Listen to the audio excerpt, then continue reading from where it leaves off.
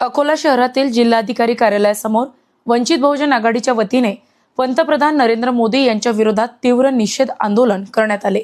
यावेळी आंदोलनकर्त्यांनी Jeffrey Epstein file प्रकरणातील कथित फाईलमध्ये पंतप्रधान नरेंद्र मोदी यांचे नाव आल्याचा आरोप करत संताप व्यक्त केला। या निषेध आंदोलनादरम्यान कार्यकर्त्यांनी पंतप्रधान नरेंद्र मोदी यांच्या प्रतिकात्मक पुतळ्याचे दहन करून निषेध नोंदविला। तसेच पंतप्रधानांनी या प्रकरणाची नैतिक जबाबदारी स्वीकारून तात्काळ राजीनामा द्यावा अशी मागणी आंदोलनकर्त्यांनी केली। या आंदोलनात वंचित बहुजन आघाडी अकोला जिल्हा, अकोला महानगर युवक आघाडी, महिला आघाडी, सम्यक आंदोलन तसेच विद्वत महासभा यांच्या पदाधिकारी व कार्यकर्त्यांनी मोठ्या संख्येने सहभाग नोंदविला।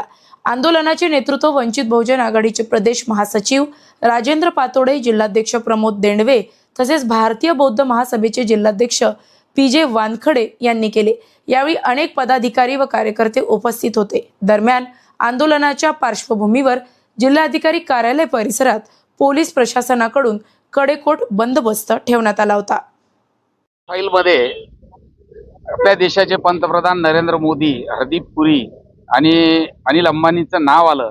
त्या विरोधात श्रद्धेय बाळासाहेब आंबेडकरांनी मुंबईत 2 मार्चला फार मोठा निदर्शनं केली गेली आणि त्यामध्ये मोदीच्या राजीनाम्याची मागणी केल्या गेली आणि त्याच धर्तीवर अकोला जिल्ह्यात वंचित बहुजन आघाडीच्या सर्व विंगच्या वतीनं या ठिकाणी मोदी, हरदीप पुरी आणि अनिल अंबानीच्या याच्या पुतळ्याचं आम्ही या ठिकाणी दहन केलं आणि वंचित बहुजन आघाडी अकोला जिल्ह्याच्या वतीनं आम्ही या ठिकाणी मोदींनी तात्काळ राजीनामा द्यावा ही मागणी आम्ही या ठिकाणी करतो।